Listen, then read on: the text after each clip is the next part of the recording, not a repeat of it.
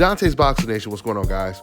So Eddie Hearn, he just did a recent interview where he surprisingly said that Canelo Alvarez is planning on fighting Artur Beterbiev once he gets past Caleb Plant, assuming he even gets the Caleb Plant fight. Matter of fact, let me go ahead and quote exactly what Eddie Hearn said. He said, quote, "Maybe after this," talking about the Caleb Plant fight, "he'll go to light heavyweight. And he might fight Beterbiev or Bivol. He doesn't care. He told me about Beterbiev." I said, "Shouldn't we go after Bivol first?" And Canelo, he said, "No, we want him," meaning he wants Beterbiev, end quote. Now, guys, this is definitely a real fight for Canelo Alvarez. I would be really impressed if he took this fight because Canelo Alvarez has not gotten in the ring with the best fighter in any division since he fought against Gennady Golovkin. He didn't fight the best when he fought at 154. He didn't fight the best when he fought at 160. And he still hasn't fought the best at 168, where he campaigns now, because David Benavidez is the best fighter in that division. So if Canelo moves up to 175 and he takes on top two, one of the best fighters in the division, especially if he beats him, it would be a huge win. It would be his biggest win once again since the Gennady Golovkin fight.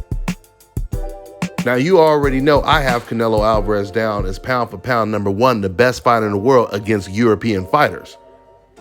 But if he goes up and he beats Beterbiev, then I would say he is the undisputed best pound for pound fighter in the world against European fighters. Because let's face it, I'm giving Canelo a little bit more credit than he deserves, because when I say that he's the best when it comes to European fighters, that wasn't necessarily true, because we know that fighters like Bivol and Beterbiev, those are the best European or Eastern European fighters that Canelo Alvarez is going to run across. However, we can say that Canelo Alvarez is the best against European fighters in his own division at 168. That is without a doubt. Now, this is interesting news for a couple different reasons. You know, Canelo Alvarez, he did an interview with Brian Custer a couple weeks back. And in that interview, Brian asked him, will you be fighting at 175 again against a Beterbiev or a Bivol? And Canelo, he clearly said no. He said 168 is my weight. It seems like he was making it seem like it was just a one and done thing when he fought against Kovalev. I can tell you guys right now, there's no doubt in my mind that DAZN told Canelo Alvarez, if you want to make some serious money with us, because remember, right now Canelo is still a free agent, so he can work with whoever he wants. But he's been working with DAZN for the most part, at least until he fights against Caleb Plant, which then he'll be working with PBC. But back to my point with DAZN.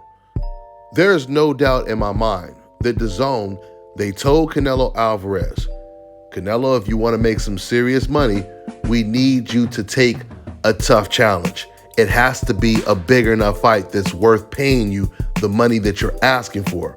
Remember, the whole reason why Canelo Alvarez sued DAZN is because DAZN did not want to pay Canelo Alvarez $35 million for the opponents that he was choosing. When he chose Rocky Fielding, DAZN wasn't happy with Canelo choosing that opponent. And when Canelo started to chase the Yildirim fight, that was the final straw for DAZN. And they told Canelo, we're not paying you the guaranteed $35 million for Yildirim. This is when Canelo said, okay, well, I'm suing you guys. I want out of the contract. If I can't fight whoever I want to fight, I want out of the contract. And they let him out of the contract.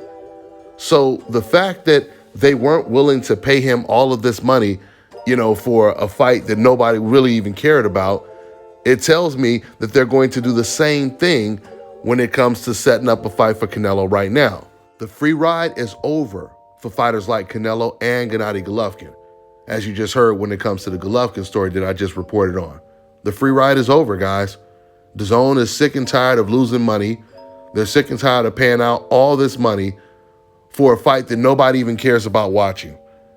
So now they're stepping their game up, and I believe this is the reason why now we're going to see Canelo Alvarez in much more tougher fights, like a Beterbiev or a Bivol.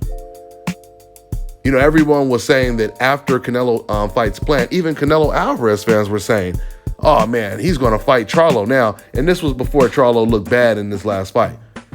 Even Canelo fans were saying, well, he's going to fight Charlo shortly after the Caleb Plant fight, because what other fight would make sense? What other fight would make sense after Canelo beats Caleb Plant? And the only other fights that made sense were Bivol and Beterbiev.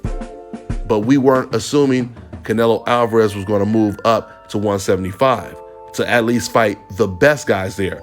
We understood him going up to 175 to fight the weakest champion, which is Kovalev. But this is the reason why it would be very impressive, regardless of how many flaws Artur Beterbiev has. It's still super impressive for Canelo to go up to 175 and fight one of the most dangerous guys, at least top two, one of the best guys in the division.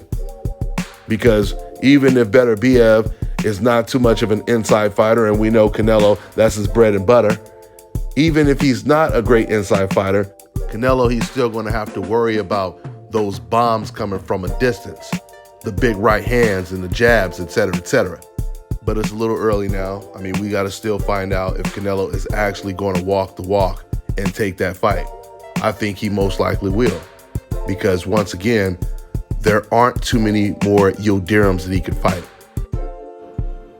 So hopefully this means now we'll get to see Canelo Alvarez in more meaningful fights on a regular. I'm talking about more 50-50 type fights, where it's not already a guarantee Canelo is going to win. Nobody likes to watch a movie when they already know the ending, right? Let's see what happens. That's all I got for now, guys. I'm on to the next one.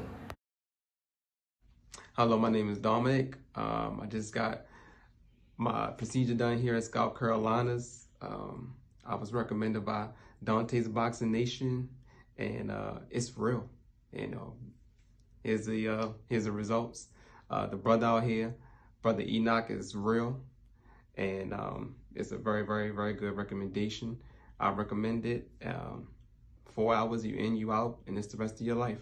So if anyone in the world wants this hookup, make sure you contact my man Enoch at 704-499-3471 and make sure to follow him on Instagram. Now check this out, guys. If you're looking to repair eczema scars, burns and bruises, dark spots and blemishes, then this right here is the perfect product for you guys. It's called Elo Diki Face and Body Oil. Athletes and top-ranking boxers, they're also using it after training to reduce swelling, inflammation, and to ease the pain. So get yours today. Go to elodiki.com, like them on Facebook, and follow them on Instagram.